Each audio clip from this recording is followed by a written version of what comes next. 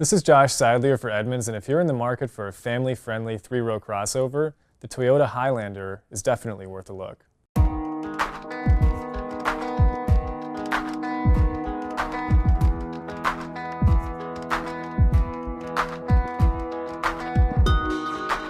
This is the 2017 Toyota Highlander, and if you're familiar with the current Highlander, you'll have already noticed the styling has changed. There's a styling refresh, we call it, this year, giving it a new look. It's about halfway through its life cycle, and that's typically when these things happen. But the big news, aside from the styling, is what's under the hood for the V6 model in particular. Still a 3.5-liter V6, but it's an evolution of the older one, actually the same basic engine that appears in the current Tacoma.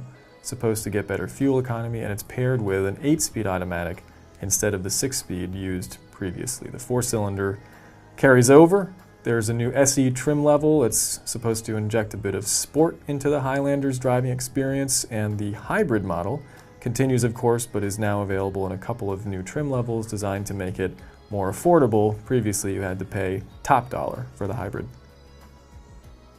As you saw on the front, the grille is new. It's kind of a more aggressive look, giving the Highlander a bit of spirit from the front compared to its predecessor. And in the rear, you see a sleeker treatment for the taillights and in general, more streamlined look, would say, for the revised 2017 Highlander.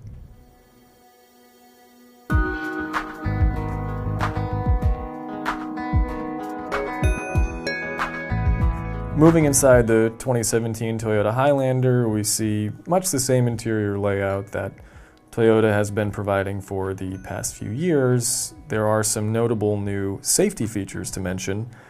Forward collision warning with automatic pedestrian detection will be standard. You have automatic braking in the event that a collision is detected. Lane departure warning, adaptive cruise control, and automatic high beams round out the new roster of safety features for the 2017 Highlander. So if you're into safety, certainly you'll appreciate those upgrades. Otherwise, looking around, this is the same functional interior that we have commented favorably on since the current Highlander came out. Huge space in the middle there for whatever you might want to stow in there, and a nice sliding compartment on the top. Materials, competitive for the class, not outstanding, but Toyota does a decent job of screwing things together and typically holds up well over time. Expect the same for the current Highlander. Moving to the back seat, second row specifically, there's certainly adult size room there. Captain's chairs in this particular model, which is the SE trim, the new one for 2017.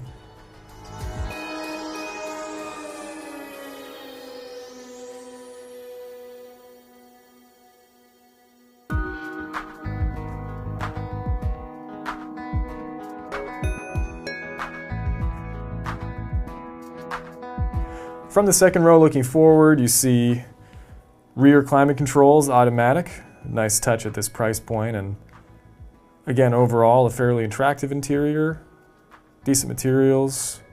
Toyota's doing a solid job with this current Highlander.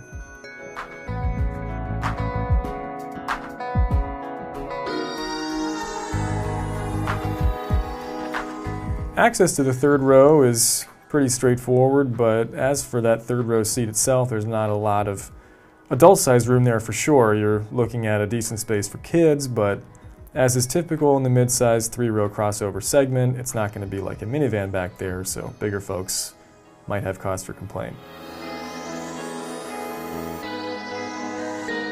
In the cargo bay, the Highlander is just about average. When you flip down the third row seat and those second row chairs, you have about 84 cubic feet of cargo space right in the middle of the segment. But as you can see, it's more than just the number. That's a whole lot of space.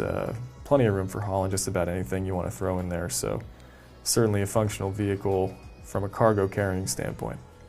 Competitors for the 2017 Highlander include the recently redesigned Honda Pilot and the recently refreshed Ford Explorer. Both are very strong entrants. We'd particularly recommend the Pilot for its unusually roomy third row, but the Highlander with its upgrades for 2017 is certainly still very much in the conversation.